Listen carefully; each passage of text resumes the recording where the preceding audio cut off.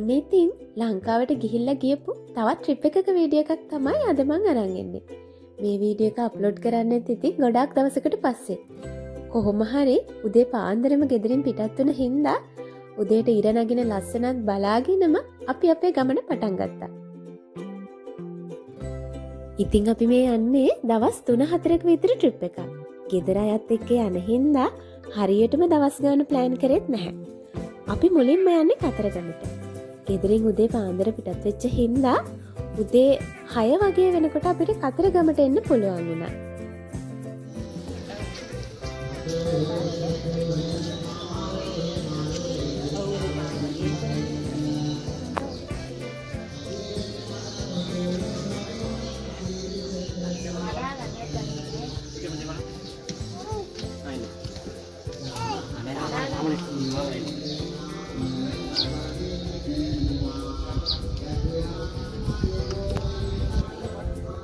හිතේ හැටියට වැඳලා ඇවිදලා කරලා අපි දැන් මේ උඩවලව හරහා අපේ ගමන ආයෙම පටන් ගත්තා. එන ගමන් මෙන්න මෙයාවත් හම්බ වුණා.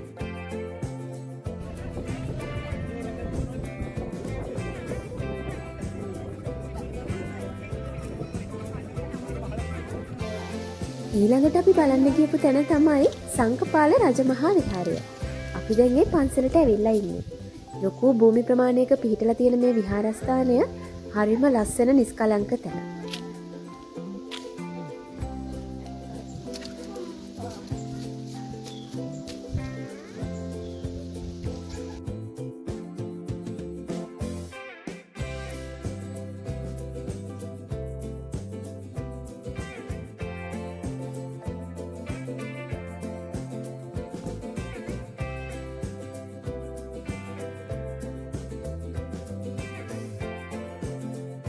ඉතාම මනරම් අලංකාර භූමි ප්‍රදේශයක ඉදි කරලා තියෙන මේ සංකපාල විහාරස්ථානය රත්නපුර දිස්ත්‍රික්කයේ පල්ලෙබැද්ද ප්‍රදේශයේ තමයි පිහිටලා තියෙන්නේ.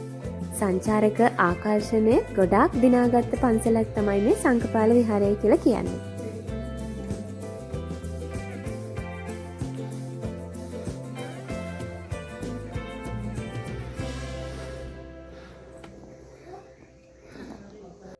ඉතින් මේ අලංකාර සංකපාල විහාර භූමිය තුලදී අපිට බොහෝ පුරාණ ඓතිහාසික හා පුරාවිද්‍යාත්මක ස්ථාන රාශියක් දැක බලා ගන්න පුළුවන්.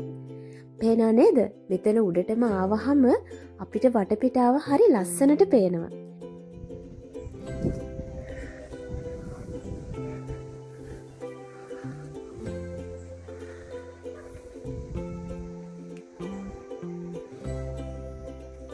දුටුගැමුණු රජතුමාගේ පාලන සමයේදී යෝධ පුස්සදේව විසින් මෙම විහාරස්ථානයේ ඉදි කරලා තියෙනවා කියලා තමයි කියන්නේ. ඒ වගේ තව ඉතිහාස කතා ගොඩාක් මේ විහාරස්ථානය හා සම්බන්ධව තියෙනවා. ඉතින් අපි සංකපාල විහාරස්ථානයේ මේ විදිහට දැක බලාගෙන දැන් ආපහු අපේ ගමන පිටත් වෙන්න තමයි හදන්නේ.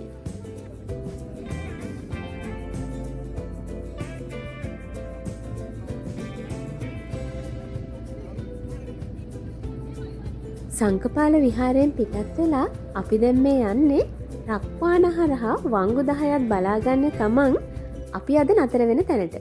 මේ තමයි පළවෙනි වංගුව අපිට හම්බ වුණා.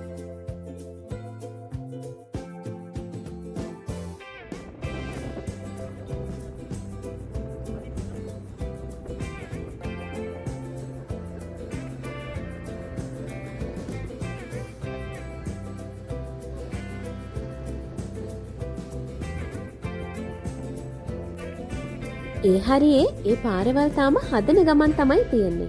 ඉතින් එන්න ඒ නිසා අපි මේ පැත්තෙන් කොහේ හරි ට්‍රැවල් කරන්න යනවා නම් ගොඩාක් පරිස්සමෙන් තමයි යන්න ඕනේ.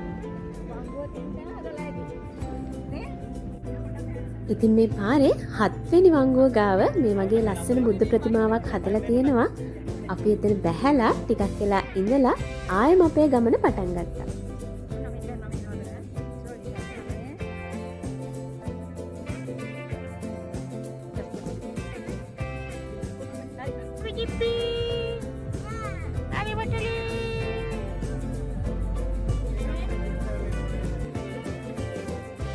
ඇත්තටම මේ පාර ටිකක් දුෂ්කරයි.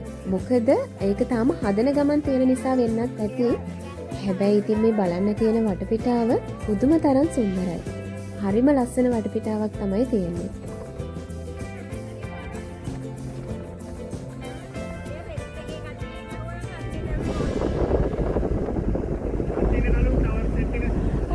ඒව බලන්න යන්න බැරිද?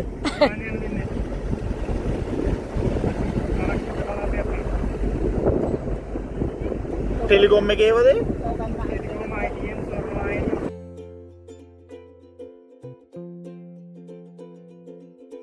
ඉතින් මේ විදියට ලස්සනත් බලාගෙන දුෂ්කර වුණත් හරි ලස්සන ගමනකින් අපි අපේ නතර වෙන තැනට ළඟා වුණා.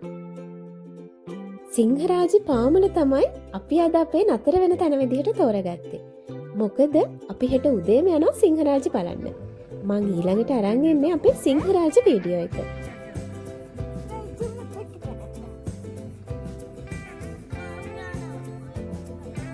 මේ වීඩියෝ එකේ ගොඩක්ම තිබ්බේ පරිසරයේ සුන්දරත්වය කියලා තමයි මට නම් හිතෙන්නේ.